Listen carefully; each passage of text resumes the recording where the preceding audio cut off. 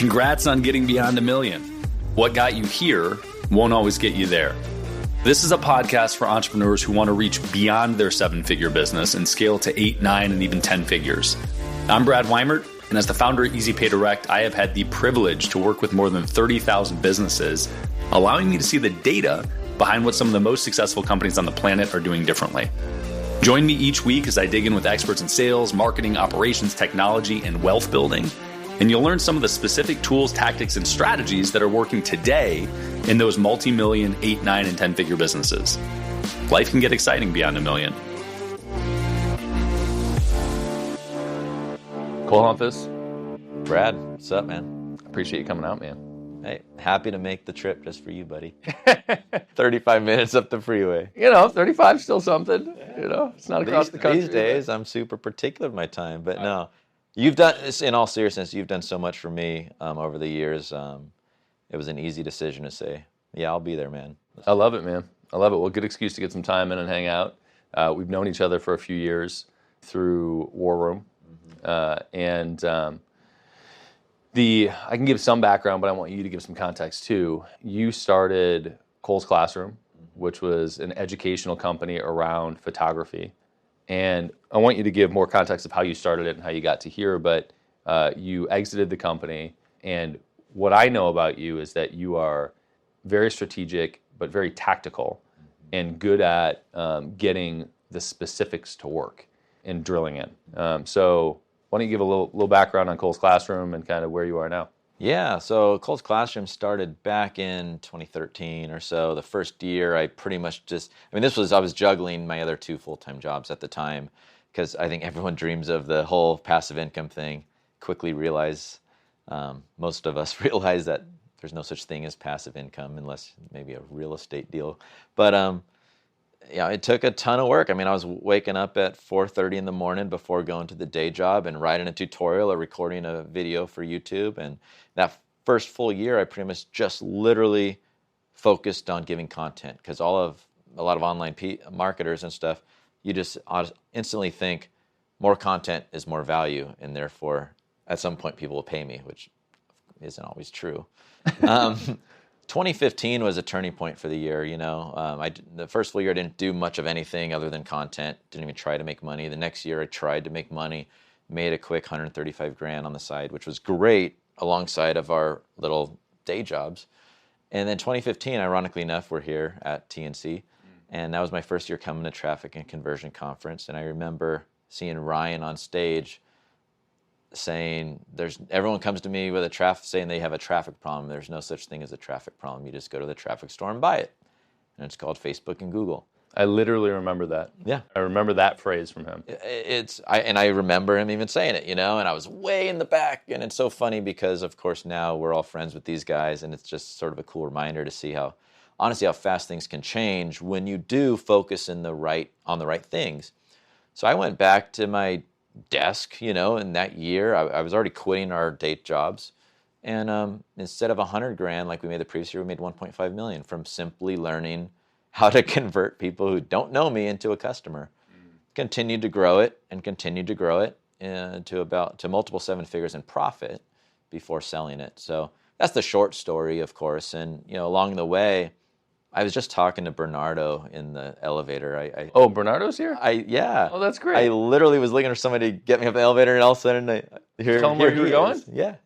Good. So I was talking to Bernardo, saying that I was doing this interview with you and stuff, and we were talking about how everything's changed right now in the online marketing space. And we see now that tactics, they might work for, their lifespan is like 60 days maybe. Hey, challenges are in. Everyone's killing it, and then they're like dead, like maybe a quarter or 2 later. But essentially what I said, which will probably be a good point of discussion for us later, is like what I realize now. I was thinking of us talking today and just thinking about like some of the things I wanted to chat about. One of the best things that came to my mind was I look back and the success that I had with Cole's Classroom in terms of rapidly growing and doubling the company and doubling it, and then while maintaining profit and all these things, I did so because of just my own thirst and hunger for optimizing and continual improvement. Just make it a little better, a little better, a little better. If I make it a little bit better here, then I can scale faster. And now I was able to do all of that with pretty much paid advertising. Didn't have to dick around with any social posting, none of this stuff. Can't do that really now, most companies, unless you're maybe high-ticket coaching. So essentially, the lesson was, in my opinion, all of that sort of just intention and strategy and focus and optimization, that's what gave me my competitive edge to do what I did and was a difference amongst the competition. And now, in my opinion, those are the things that every company needs to do now just to barely get off the starting line. If anyone who's trying to just let me just run a lead magnet and start converting these leads. That was 2015. That kind of was already not working that well anymore. So not to be too extreme, but. No, but I think that's actually one of the things that I appreciate about, that I'm interested in with you and appreciate about your approach to things is you are where you want to be is in the weeds. Like you want to be in the tactics and strategies and figuring out where they intersect and what actually works. And I love that. Like you're a practitioner of those things, of the marketing, and it's what allowed you to grow. I'd also be remiss to not pull in our previous conversation and recognize that Clase Azul is some of our favorite tequila. Yeah. Cheers to that. Appreciate you enjoying some with me. Oh, heck yeah. That's a new little party trick. I'm going to do that one at home. Yeah, you got to make sure it's loose enough to do it, but it's perfect. So tequila practitioner right here. Yeah, indeed. I'm a fan. In fact, Deanna, who functionally runs Traffic and Conversion Summit and many live events, and I did a tequila blending. Oh yeah. In Punta Mita, yeah, and I was going straight from Punta Mita to do this snowboarding trip with Dan Martell most years, and it's middle of nowhere, British Columbia. It takes forever to get there. Amazing place called Baldface, but I couldn't take the tequila with me. So we blended this tequila, and I was like, I can't take it apparently from Mexico to Canada to the U.S., which is stupid anyway. But yes. Deanna was like, I'll take it back to Austin because she lives in Austin. It's great. That was 2 years ago. Still haven't had it. Oh, we got to talk to Deanna, man. If it still exists, I'll enjoy it at some point. So I want to get into some marketing tactics, but I also, I think it would be good to talk a little bit about your exit and kind of the whatever details you can share, want to share around that, because I think there are a lot of people, specifically when, I don't know at what point, I'd like to know this, at what point you started thinking about exit. Sure. But I think most people in the bootstrapped environment, specifically in the bootstrapped kind of internet marketing ecosystem, they're not building to sell. Right. They don't think about selling. Yeah. And at some point, you think, oh, maybe I'm marketable, maybe I'm not. Yeah. How could I change these things? What does that look like? It's a different game, right? Yeah. How did it even come up? And when did you start thinking about selling, and what did that look like? Yeah, great question. For me, the easiest thing was I started realizing that I was getting bored with teaching photography. This is the kind of stuff that I geek out on. It's not how to take a sharp photo.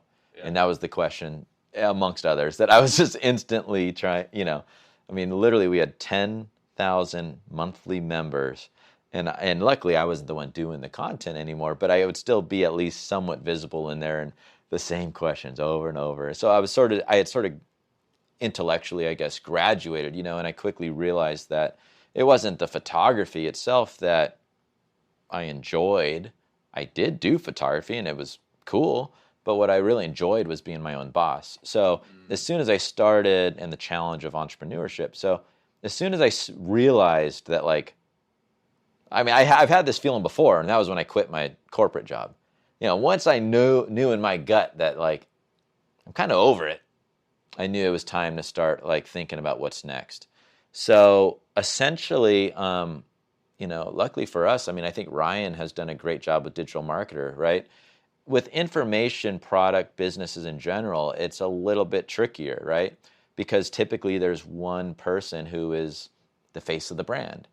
And so I quickly started to sort of put a plan together with removing myself from the brand as much as I could. And what that looked like from an actual actionable standpoint was I quit doing the webinars to get customer acquisition. I quit making any products. I hired other experts to make products, and I paid them to do it. The only thing that I was still attached to was that it had my dang name in it, which course, when I started, I didn't think I'd ever sell a company. So, I did all of those things. From an operational standpoint, the easiest test is, can you go at least for a week-long vacation, if not 2 weeks? Did the business suffer at all? Literally, people should do that, because even I, at many times, thought that, oh yeah, no, we're there. We weren't there, right? And the real difference is, and the hardest part is, there's certain black and white functions in any business that I think can be just fine. Customer support, they got their SOPs, they can handle it.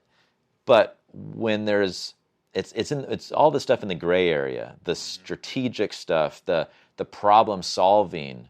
And that's where, when you're team building, that's the hardest thing, is to have people that can replace your problem solving and your thinking. So that was a real work in progress. And we had some typical sort of speed bumps along the way, but that's what got it started. And ultimately, Brad, what I wanted to do is just, I decided, I'm going to build it to where it's sellable. And in doing so, even if I never sell it, if I can build this thing where it runs without me, then that's cool too. Yeah, definitely. Well, I want to talk about timeline with that, but you hit a couple things that I think are important. And my litmus test is, for a long time, people would ask what you just said. Can you not be there? Right. Yeah, can you be gone? And can it keep running? The answer for that, for a very long time for me, has been yes. My question is, can I be there, and can it grow at a rate that I'm happy with without me being there? And you brought up something, and I just connected some dots that I think is really cool, which is the strategic thinking. Can it be replaced? Yeah. A friend of mine, Matt Bertulli, owns this company. He's owned a couple and exited a couple substantial, successful companies. He now owns Pela. And Pela is they started with recycled sunglasses, so sustainable sunglasses. Mm-hmm. All of the materials that they use are fully recycled. And he got a $5 million raise from Jay-Z, which was kind of cool. They launched fast. So it went to like 0 to 10 million in a year, and then just have been crushing. Super interesting. But ethos is tremendously important to them. Right. How they build the team, the culture, et cetera. And they've got this crazy mission statement of sustainability in the world, blah, blah, blah, which is obviously attracts people. But he told me at one point, he said, a fireable offense, and you get one chance at this, is to bring a problem without solutions. Love it. And he said, we have a framework, which we've since pushed into Easy Pay Direct, which is 1-3-1. If you have a problem, you better come to me with 3 solutions and then a suggestion of which one you think we should do. Yeah. And if you come to me with a problem and you don't 1-3-1 it more than once, you're gone. Mm-hmm. You're not part of our company. Yeah, I love that. But it plays directly with what you just said, which is the idea of, can people have the strategic thinking capacity to solve those problems? That was the biggest struggle that I had. Part of the reason why I was able to build such a highly profitable business at scale, I just never really wanted to accept the whole idea of, you can scale your top line at the direct proportion or indirect, relationship with profit, which is, when you scale top, a lot of times you eat up the bottom line, which is absolutely true. But I very much wanted to keep as much profit as I could, right? So I had a very, very lean in terms of actual hours amongst the team, right? At our height, we had like 10 people, but they were all, and we're doing, over 4 million a year, and with extremely good profit margin. And I think just to give some perspective, I think my payroll, and these were all contractors, by the way, all part-time contractors. My payroll was like $25K a month. Wow. So all profit was, top line was 350 or 4 or something. Yeah, exactly. Between there, depending on the month, with our recurring revenue. So obviously a lot was going to advertising. But now I say that because it's like, woohoo, you're awesome, profits. But all that great culture stuff, we struggled with that, right? Because it didn't really matter. And I think today these things do matter more, right? Yeah. It got us to where I needed it to get us. But if we were to try and then go from the 4 million zone to 10 or 20, no. And that's what happened. Sold the company. And then, of course, you're part of a bigger enterprise. There's more people. There's more politics. There's more culture clash. There's more crap. There's a lot more crap. Hey, man, you literally just told me that one of your drivers was independence and not working for somebody. Oh, yeah. It So was great. I did great. Writing on the well, but then you got in the transition in the sale. So Yeah. Well, so hold on, let me back That up. sort of sucked. That's what I was gonna get. Yeah. So I want to talk about that, but let's back up to at what point did you think proactively, hey, I might want to sell this, so let me adjust things in order to make it saleable? Or did something come to the table for the sale and then you thought, oh, wait, I need to fix things? We were prepping for about a year. Okay, great. There was nothing on the table. I put it in work so that if and when I was ready to flip the switch and be like, hey, come buy me, we were ready.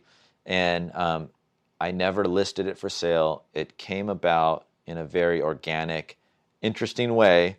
Very quick story was I was having lunch with Roland Frazier, and he, as Roland likes to do, was like, we should do something together sometime, And he and I have said that for a long time, and I was like, we should, And I said, there's this software company that we're an affiliate of that I love their product, and maybe I can get in touch with them and help them. We can maybe help grow them, invest and grow them. And I never knew the founder, but my point of contact, who was not an executive, but the point of contact on the marketing side, I talked to him, and he ended up introed me to the founder on email kind of thing. And we started having talks, just he and I, because Roland was like in Iceland or something crazy. Sounds about right. Yeah, exactly, right? It's like, Roland, where are you? I need you. Oh, you're in Iceland. All right, cool. I'll just report back. But long story short, we had 3 phone meetings essentially where the founder was kind of grilling me, and I just thought he was just doing his own due diligence, as if they should, if I were to come on and be any kind of investor or active participant and help them grow. And I never forget, I was sitting outside on the patio on the phone, and he's like, I know what you're trying to do and invest and grow companies, all that. That's all cool, but we don't need any money at all. And if anything, we would want to acquire Cole's Classroom. And my just inner defenses went up. It was sort of weird, Sure. I was sort of like, Oh, I get that. I think it was just because it caught me off guard. Yeah. And then instantly, like 6 seconds later, in my head, I'm like, oh shit, wait, isn't this what you maybe wanted? And that was, I know you mentioned timeline, that was, I think, in October. In December, private equity guys and him flew on out to San Diego. His private equity guys. Basically, they just raised around, or he sold 80% stake of the company to private equity to then take it to the next round of growth. Total like niche roll-up strategy kind of thing. So let me pause for 1 second, because that whole world gets complicated for people, and they don't know what the fuck people are talking about. Like I know from the outside, when I had no concept, that stuff moves fast. So the general idea there is that this guy, software company, a private equity company came in and said, hey, we're going to start buying things and put them together and try to get overlapping resources for efficiency, right? So like your sales department and our sales department will be one, so it'll be more effective. And if we get enough of these companies, we can sell it at a higher multiple to somebody else, right? That's the private equities company's play. Yeah, that's the roll-up strategy. That's the roll-up strategy. Yeah. So this guy had just sold 80% of his company to private equity. And don't quote me on the Something 80%, like that. but yeah. So he still owned 20, and that 20 was valuable because if the roll-ups continued, the value of that 20 could way outweigh what he had as a company on his own. Well, the money that they got for the stake that they sold was significant in and of itself. That too, right? I mean, so you get a bunch off the table, Yep. and then you still have a part of the equity to remain excited about the future. Mm-hmm. That's the idea of PE roll-ups. Yes. Right? Yes. Okay, so he does that with you, and they say, hey, we can buy you. Private equity flies in with him to talk to you about it. Yep. Okay. And Roland was there, and it was I prepared a nice presentation and all that. And so did Roland broker this for you? Was he like? No, he was just my typical business mentor. I love it. Which I'm extremely thankful for. In fact, you mentioned Punta Mita earlier, and I guess that'll come in the timeline too, because that's typically January. So basically December, they came on out. We kind of tried to, smooze them, whatever, which wasn't much smoothing at all. They left. They very quickly gave us an LOI, letter of intent to purchase, and by us, me. And it was not the number that we wanted, which in hindsight, of course. Why is anyone going to just like, it's not like we're some tech unicorn. We weren't. I negotiated it all on my own. I mean, there wasn't even any, they're good. I mean, this is what they do, right? Right. This is not what I do. And there was no like, okay, we're going to have a team meeting to negotiate this and all this. It was like the PE like head dude is like, hey, Cole, are you available at 10 a.m. to go through the LOI? Okay. And Right. just us two like this, and his points and my counterpoint trying to negotiate why their LOI isn't good enough. Essentially, I played hardball. In January, Punta Mita came. I remember drinking tequila with Ryan and Roland. We were all talking about, they were casting their 2 cents and all that. We were looking at multiples and all this. And essentially, I put my foot down and was like, that number's not going to get it done.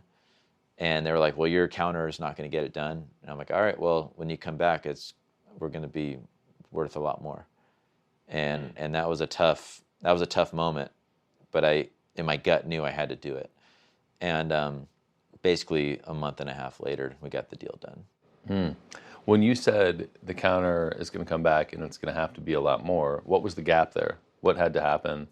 I mean, we essentially settled kind of in the middle of where we were. It was, the LOI was over 8 figures, or it was an 8-figure offer still, and we were multiple sevens apart.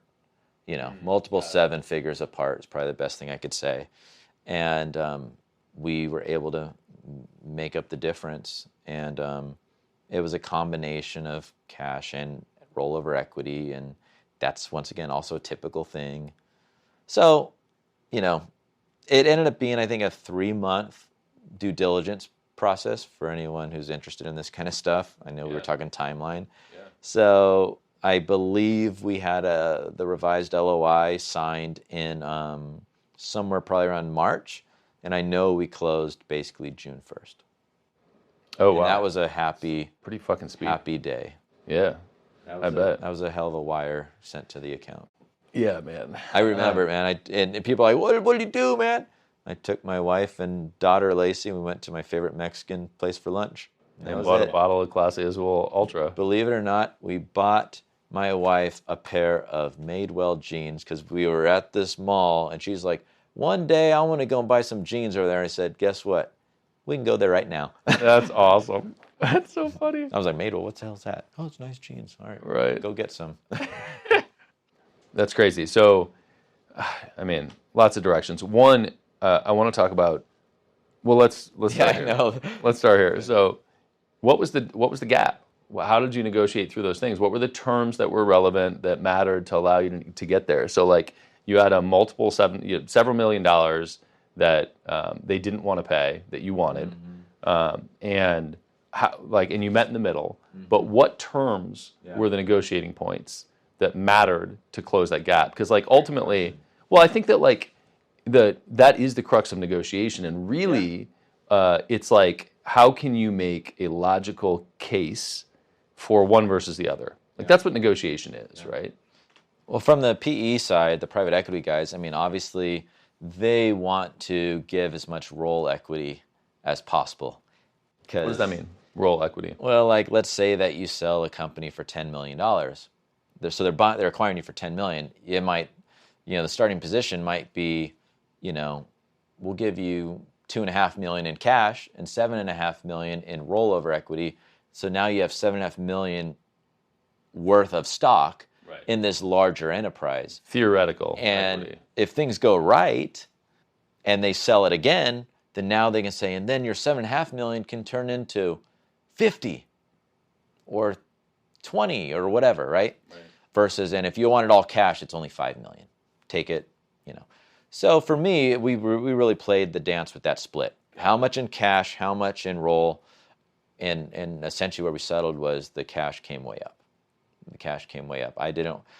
So the total number was important, but it became a little less important than the split of cash to roll, because there's inherent risk with roll.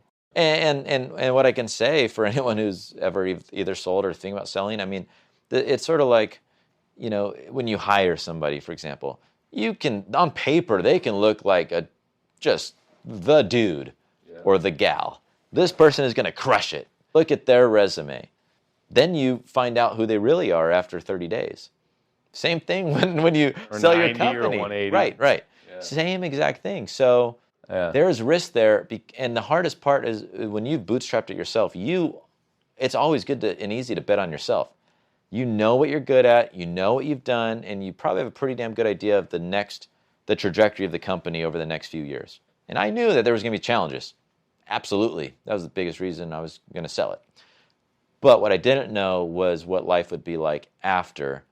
And that's been challenging for a lot of reasons. I mean, it's been challenging because it's not that I'm I guess the best way of saying it is what I've learned, Brad, and you can relate because we've ran in a lot of the same circles, is not to discredit anything that any of these bigger companies have done that I've been involved with, but when you're in War Room and when you're and you're attending Tribe and Conversion, like there's a certain level of it's almost like we speak the same language, whereas corporate America or even maybe private equity America, it's like different dialects. It's the same language, but it's really not. And there's all these different ways to grow these companies. So it becomes to some extent, I guess, a culture clash, because you have to relinquish control and you entrust these other people. And it's not that I'm like, wake up, crying, my baby. I don't care. I got paid for my baby. That's cool. But at the same time, what's hard is when you're like, this is how we can grow this enterprise and make this massive, and they go, nah, we're going to do it our way. Yeah. Conflicting approaches. Yeah. Oh, well, that gets into the aftermath of the acquisition from a logistics perspective. And so you had it's very uncommon for acquisitions to happen with no expectation of the owner sticking around for anything, right? It happens. Right. But usually what happens is you sell a company and they say, yeah, great, then you're on as the CEO or a board member or whatever role for the next 18 months, 2 years, whatever, which is part of the deal with you, right?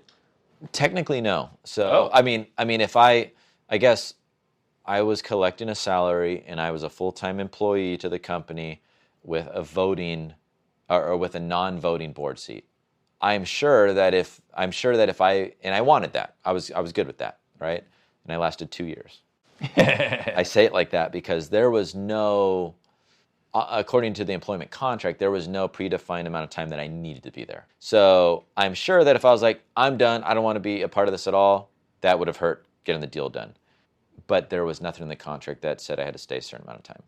Oh, beautiful. Yeah.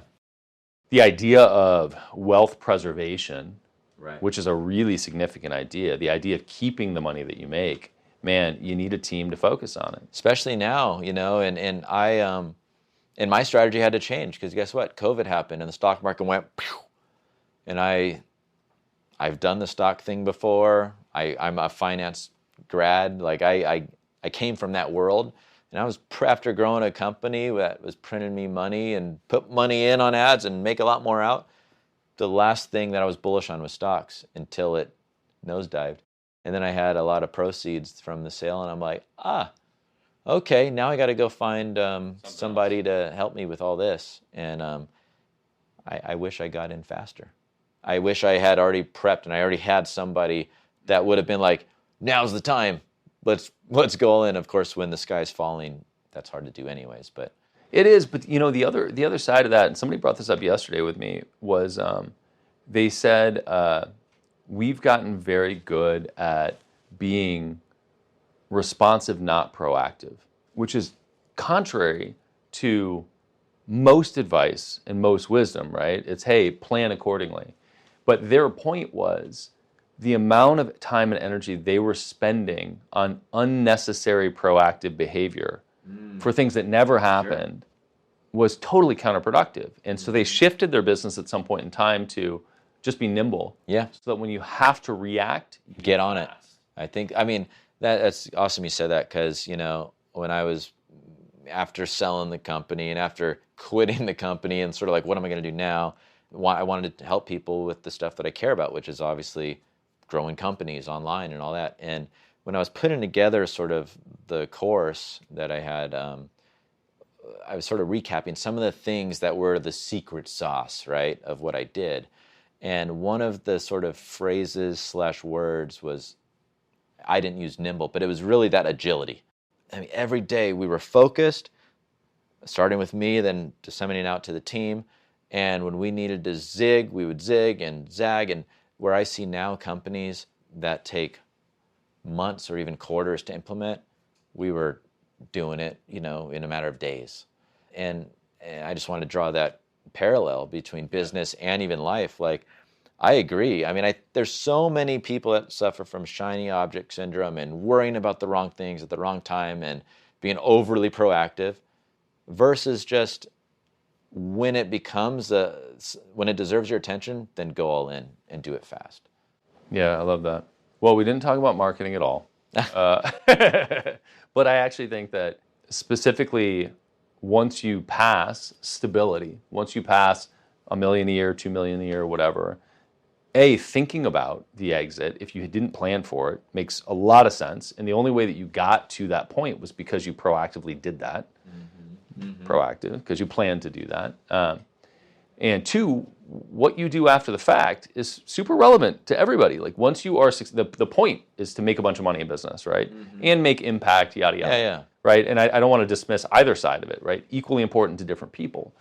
But you have to recognize how to handle that is important, and the strategies around that. So I think it's good to hear the departure part of it, the sale part of it, and also the wealth preservation part of it. Yeah, I think, to give a quick blurb on sort of the secret sauce in marketing, it's as simple and as complicated as this, right? Like, it truly is, back to that whole traffic, just go buy it, right? That obviously resonated with you too. My secret sauce was simply optimizing CAC and LTV. And some of the people watching are going to be like, what the hell is that? And others like, oh yeah, for sure. But the key word there, I think, is optimizing them, because there's a lot of people that'll focus on just one or the other, right? So acquisition cost has to be less than lifetime value, period, or you have no business.